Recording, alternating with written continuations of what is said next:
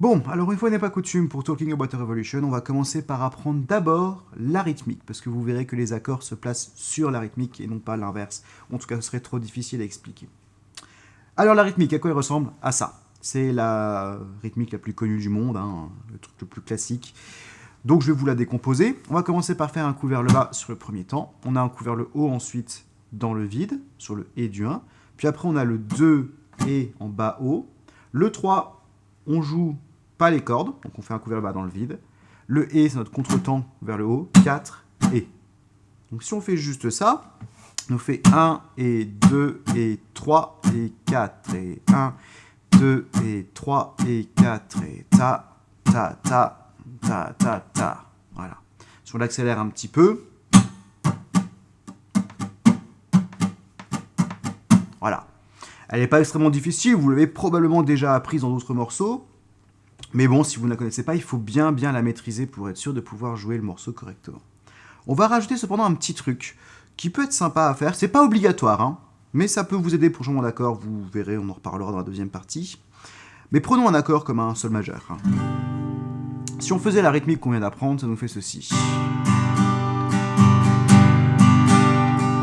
1 et 2 et 3 et 4 et 1 et 2 et 3 et 4 et voilà. Pas de surprise, c'est la rythmique, voilà. Mais pour donner un petit peu plus de punch, un petit peu plus de vie à notre morceau lorsqu'on le fait juste avec une guitare, on va essayer de rajouter des bloqués de cordes sur les temps 2 et 4. Alors qu'est-ce que c'est ça? Et bien c'est quand avec la main droite, on va gratter avec les cordes bloquées.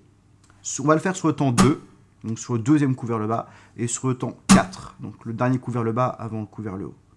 Donc si je vous le fais très lentement sur un sol majeur, au lieu de faire ceci, on va faire ça.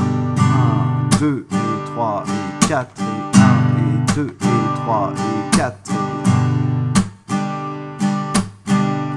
Si on le fait un petit peu plus vite, vous verrez que ça rajoute beaucoup de tonus à la musique.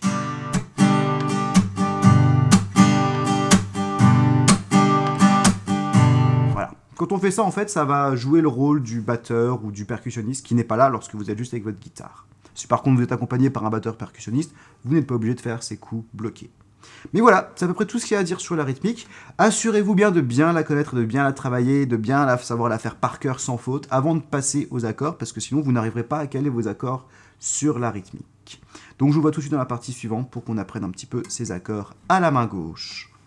Sol majeur, Do à 9 en gardant l'annulaire appuyé, Mi mineur, il n'est pas très difficile, le Ré majeur, et enfin on revient sur le Sol majeur en gardant toujours l'annulaire appuyé qui nous sert de doigt pivot, Do à 9,